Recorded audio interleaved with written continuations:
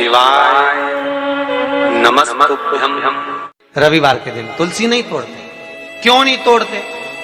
जल्दी बोलो भाई। किसी ने कहा रविवार को तुलसी नहीं तोड़ते, तो क्यों नहीं तोड़ते?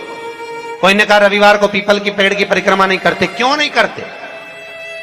इसका कारण भी तो मालूम होना चाहिए। ये कोई ना कुछ बोल दिया और तुमने मान लिया, तो उसका कारण है। रविवार को तुलसी क्यों नहीं तोड़ते? फिर वही बात आ गई, ये मेना धन्या कला वाली बात को याद करो। भगवान राम जनकपुरी में पहुंचे, विश्वामित्र जी ने धनुष टूटने के बाद राम से कहा, राम आज जाओ तुलसी लेने के लिए जाओ, तुलसी लेके आओ, फूल लेकर आओ, पुष्प वाटिका में से कुछ लेकर आइए। पीछे पलट कर देखा तो सीता जी खड़ी थी। विश्वामित्र जी शालिग्राम जी की पूजन कर रहे, शालिग्राम जी की पूजन कर रहे थे। विश्वामित्र जी ने पीछे पलट कर देखा सीता जी खड़ी, तो कहा राम एक काम करो, ये पुष्प वाटिका सीता की है, उनके पिताजी की है, सीता को भेज दो, वो फूल लेकर आएगी, वो तुलसी लेकर। जानकी जी गई, पुष्प उतारे, तुलसी उतारने लगी। तुलसी उतारते समय जानकी जी की हवा इतनी तेज चली कि सीता जी का पल्लू उड़ गया, और जैसे ही पल्लू उड़ा वो तुलसी के पौधे पर गिरा। गिरते ही सीता आगे बढ़ी और तुलसी के कुछ दल जमीन पर गिरे, तुलसी के पत्ते जमीन। अब तुलसी के पत्ते जब जमीन पर गिरे, सीता जी तुलसी के दल लेकर, फूल लेकर विश्वामित्र जी के पास में आई, राम जी को दिया, राम जी ने विश्वामित्र जी को दिया। विश्वामित्र जी ने तुलसी के दल लेकर भगवान शालिग्राम को चढ़ाने लगे। इतनी देर में तुलसी के दल गीले हो गए, महाराज गीले।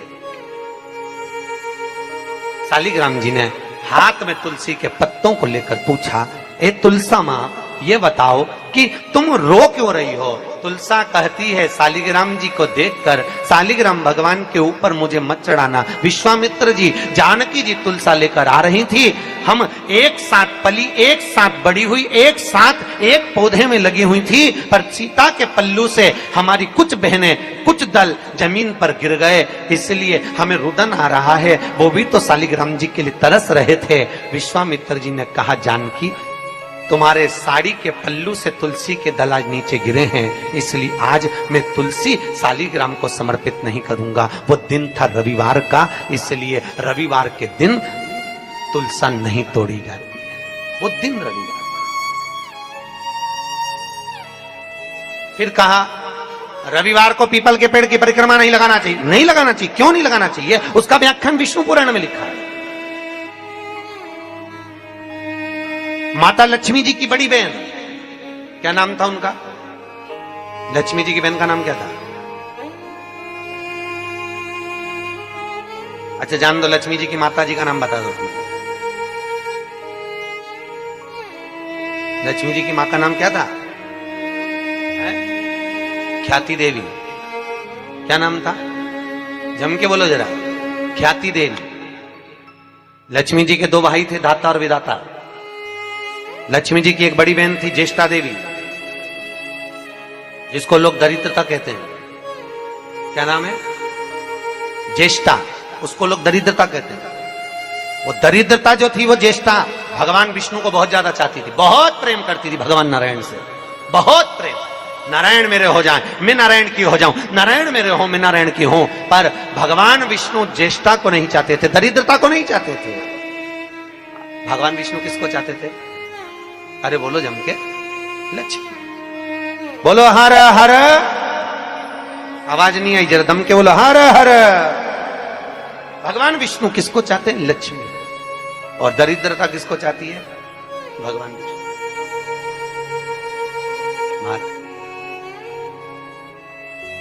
भगवान नारायण ने कहा, लक्ष्मी तुम और हमारा विवाह हो जाए। लक्ष्मी जी कहती हैं, नाथ विवाह तो हो जाएगा, पर बात इतनी सी है, घर में बड़ी बहन अगर कुंवारी बैठी है तो छोटी की शादी कैसे हो सकती? होती है क्या? अरे बोलो तो। बड़ी बहन है तो पहले बड़ी की हो जाए, फिर छोटी की हो जाए। मैं शादी नहीं कर सकती जब तक मेरी बड़ी बहन की नहीं। भगवान नारायण ने उसी समय पर दरिद्रता का विवाह करने के लिए एक दुस्साह मुनि को बुलाया।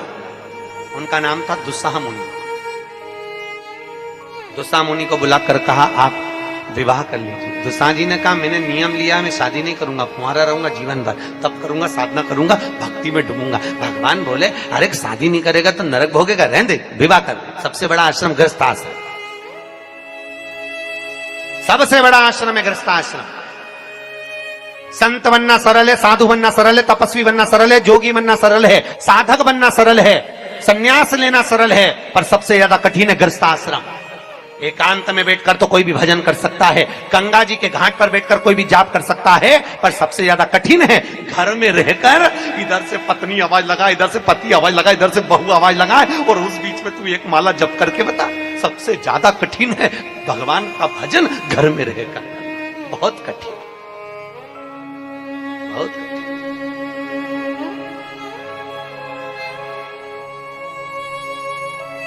बहुत कठिन।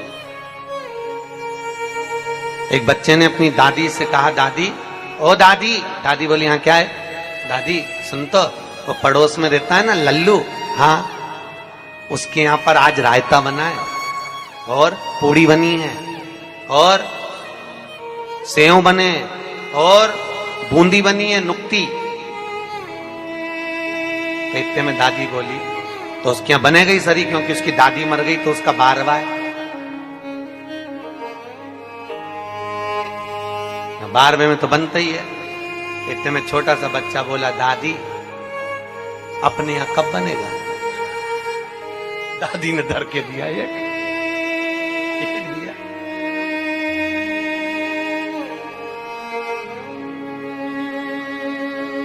अब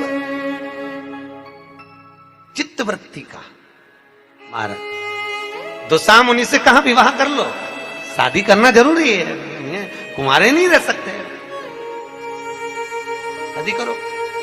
महाराज तो शादी करूं तो करूं किससे? भगवान ने कहा किससे करना चाहिए? अरे बहुत सुंदर होना चाहिए तो विवाह करा जाए। ठीक है, दुसा मुनि ने कहा लक्ष्मी जी की बड़ी बहन है, बड़ी सुंदर है, चलो मैं दिखा देता हूं। जो दिखाया दरिद्रता को, बड़ी सुंदर थी, अब सुंदर तो थी, विवाह कर भी लिया, शादी हो गई। अब दरिद्रता और दुसा मुनि की शादी हुई। शादी होकर मुनि अपनी धर्म पत्नी को लेकर अपने घर चले। जैसे ही आश्रम में पहुंचे तो आश्रम में तो बहुत सारे संत मिलकर आहुतियां दे रहे थे। ओम ब्रह्मवे स्वाहा, ओम विष्णुवे स्वाहा, ओम इंद्राय स्वाहा, ओम प्रजापते स्वाहा। जैसे ही आहुतियों की आवाज आई इतने में तो दरिद्रता भागी। दरिद्रता अंदर नहीं गई, क्योंकि दरिद्रता जिस घर में भजन होता है, जिस घर में पाठ होता है, जिसके दरवाजे पर तुलसी का क्यारा होता है, जिसके यहाँ भगवान का भजन होता है, जिसके यहाँ दीप लगाया जाता है, जिस